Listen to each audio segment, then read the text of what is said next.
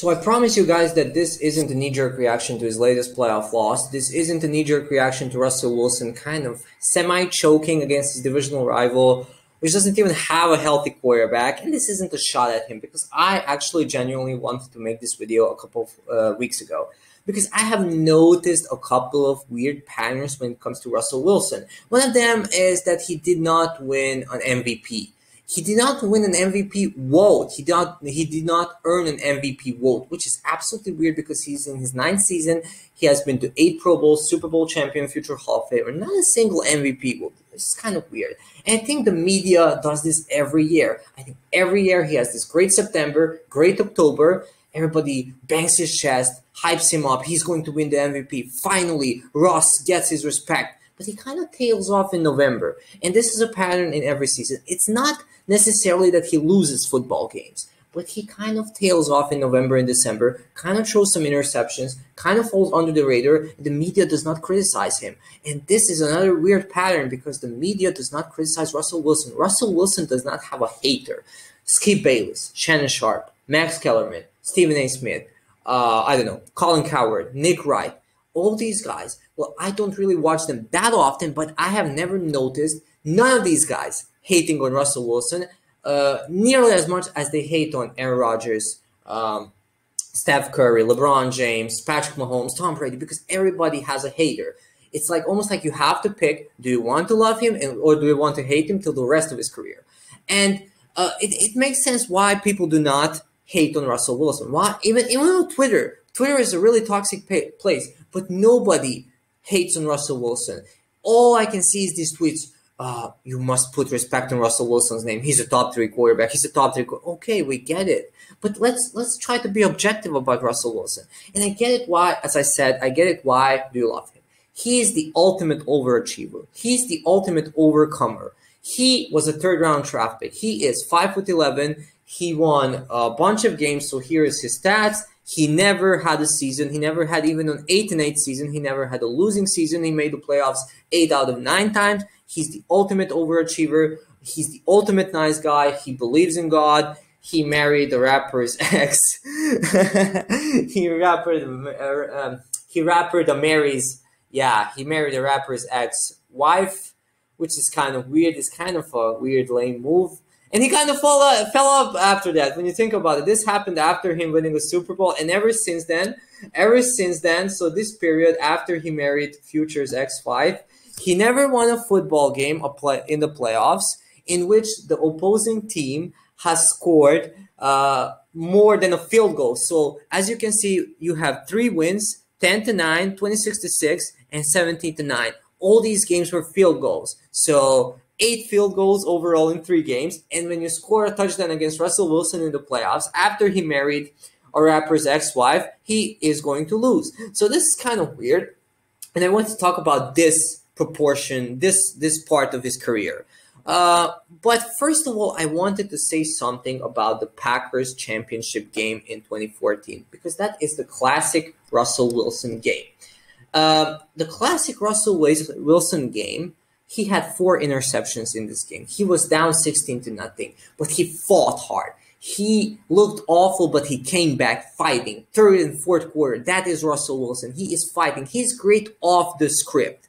And you have these wins. So you look at this, 11, 13, 12, 10, 10, 9, 10, 10, 11, 12. So you have all these wins, and the majority of these wins are against shitty/mediocre teams, because Russell Wilson is able to get off the script and do awesome things on his own with his receivers. So as you remember, last night's playoff game against the LA Rams, the biggest offensive play for the Seattle Seahawks was the scramble around deep touchdown to DK Metcalf. So he was about to get sacked. He got out of the pocket, scrambled around, pointed the sideline. Hey, DK, go there. And he threw the ball perfectly. So that is Russell Wilson. But on the script, when you need Russell Wilson to be a front runner against a good team, when you need Russell Wilson to dissect Tom Brady, Drew Brees-esque a theme, he is not going to do that. He is not able to produce continuously these 5-minute, 7-minute drives. When you look at Russell Wilson, he always has these weird scores at halftime, like he's down 6-3. Like 9-3, 9-6 at halftime. He's always down. And he truly, honestly reminds me of Dak Prescott. I think Dak Prescott, when you look at Dak Prescott is the diet version of Russell Wilson. He does not have a losing season. He is an overachiever, 4th-round draft pick, tough life. His brother committed suicide. Very nice guy. Seems like a leader. Seems like a genuinely nice guy. Awesome guy. And he is always down because you look at Dak in 2020, he was 1-3. He was down 41-14 to the Cleveland Browns. He almost came back. He was down 39-20 to the Atlanta Falcons. He came back thanks to an onside kick, which is a Russell Wilson recipe. Like that is Russell Wilson, just kind of more shittier version. The Dallas version of Russell Wilson.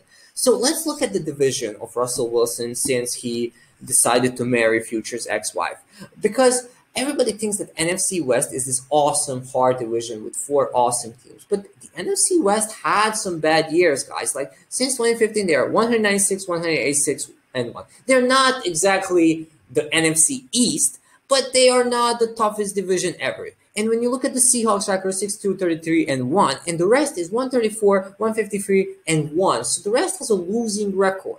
So this is kind of a red flag. So maybe the division isn't really as hard as you would think. So let's look at some of these playoff games. The first playoff game in the post-Super Bowl era is the Vikings playoff game. So this playoff game, I want to say the first thing before I get onto this field goal.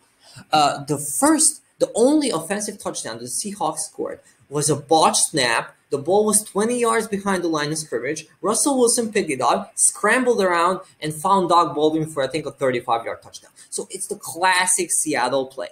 But the whole game, they were absolutely ineffective because the Minnesota Vikings had really a good defense that year. So the ball game should have been something like 6-9, but it's 10-9, and they had to kick a 27-yard field goal to win a football game.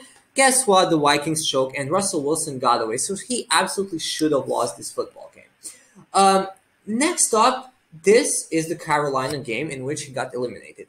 And trust me, he fooled me. He fooled my 18-year-old brain in this game. Because I always thought that Russell Wilson was this system quarterback who kind of is good on scrambling, kind of is sometimes good on third down. But in this game, I kind of fell in love with him because he was down 24-0 and he fought back hard. He came back. He was fighting and he lost 31-24. He was this classic superhero underdog, WWE guy, babyface guy, Daniel Bryan guy. Gave everything, he lost in the end. But we forget that he threw a pick six to this guy, Luke Kuechly. We forget that he was down 7-0 and then he threw a pick six. And then he was down 24-0. Like, he wasn't good, just as Dak Prescott in the early part of the game. So another similar game to that is the next season's Atlanta game. Because against Atlanta, in Future's house, he was down early. He kind of came back, and although the score is 36-20, he wasn't as good. He was fighting in the second half, but again, in a classic Russell Wilson fashion against a good team, the pre-Atlanta choke team, he wasn't able to overcome everything, and his stats weren't really good. I mean, he threw 2 picks. His completion percentage wasn't great. He only had 225. Now, the battle of the two underdogs, Dak Prescott, Russell Wilson, I think this was 2 or 3 years ago, and I absolutely have to give Russell Wilson credit for this game, and I absolutely hated this game because I'm an Eagles fan. So the game plan for the Seattle Seahawks was absolutely awful. Look at his stats. 18 out of 27, 233, and 1 touchdown. This is a winning statistics. When your quarterback is 18 out of 27, does not have an interception, only 27 passes, 230 yards, you would think that you scored 35 points because you had great rushing. You didn't, because you rushed on first down, rushed the second down, and then passed on third down. And this was the whole game plan. And they were so conservative. And I was screaming because the Cowboys defense, the passing defense wasn't great. They sold out against the run. But no, the coaches had to be stupid. They had to call 2 runs to start the drive, and the Cowboys won 24-22. Now let's continue. Sorry for the bad quality of this image, but this image does not have to be high quality because it does not deserve to be high quality because Jadeveon Clowney effectively ended Carson Wentz's tenure in Philadelphia. When you think about it, Carson Wentz was never the same after this hit. Carson Wentz was done after this hit. So This game is another classic Russell Wilson. And when I think about Russell Wilson, he's kind of the opposite of Philip Rivers. When we talk about Philip Rivers, he is always this guy. No matter where he plays, no matter who he plays, he's always going to be down 4 points with 2 minutes left, ball in his hands, no timeouts, and he has to score a touchdown. Like, that's Philip Rivers. And to me, Russell Wilson is kind of the opposite. No matter who he plays, he is always going to be somewhere there, maybe up, maybe down, and he's usually going to pull it out, unlike Philip Rivers. But he's always going to play close games. Like, this shouldn't be a close game. This isn't supposed to be a close game, wasn't supposed to be a close game, because a 40-year-old backup quarterback on a torn hamstring was hanging around. Josh McCown had a 4th and 7 at the Seattle 10 or 12, I'm not sure, yard line to effectively tie the game with a 2-point conversion. So this was a game which should have been like 35-9, but it's 17-9. And where was Russell Wilson? He was kind of in that game. He made some good throws, but again, he wasn't flowy. He wasn't throwing to his first lead. He wasn't dissecting the Eagles' defense, which wasn't great. So it's kind of a weird thing to only win 17-9 against a guy who has a 40-year-old guy on a torn hamstring. And another classic Russell Wilson performance in the playoffs was last year against the Green Bay Packers. Again, he fell black. He fell black. I guess he's mixed. He fell black. I'm sorry. He fell back early in the first half, but he decided to have an epic performance in the second half. He was awesome. Look at his stats: 21 of 30, 21 of 31, 277 touchdown. He was their leading rusher. And to be granted, he got fogged over by his receiver dropping this pass. This was a key drop because then there was second down and 3rd and 5, and he got sacked. They punted, and the Packers drove down the field and did this. This kind of wasn't the first down. But as I said, where is Russell Wilson in the first half? And to me, the ideal comparison of Russell Wilson, this is kind of summing up the whole video, is Steph Curry. He is kind of the little bit of poor man's version and the NFL's version of Steph Curry.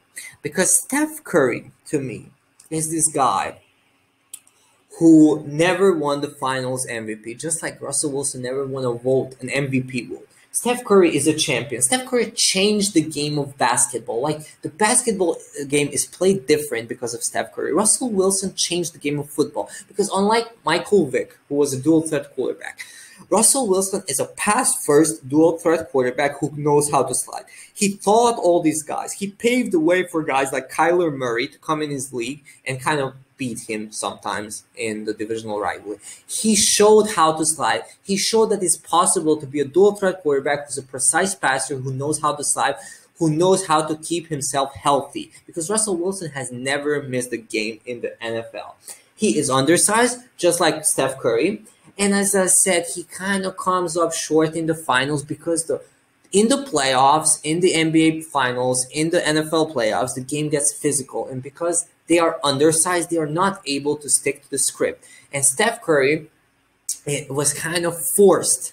They were trying to give Steph Curry the last shot against the Cavaliers. They were trying to give Russell Wilson the last pass against the Patriots in the Super Bowl. They're trying to make a hero out of this guy who cannot really be a hero. He can be a hero against other teams in other situations, but in key, really physical, really hard moments of the game, they are not able to be heroes. So that's why, to me, Russell Wilson is kind of a guy who's maybe like the 5th best quarterback, 6th best quarterback, but we don't have to always say this and stick to this, stick that is, oh my God, Russell Wilson, don't you dare not put him in the top 3. Like, he's maybe there, maybe not there. Like, he never won an MVP vote.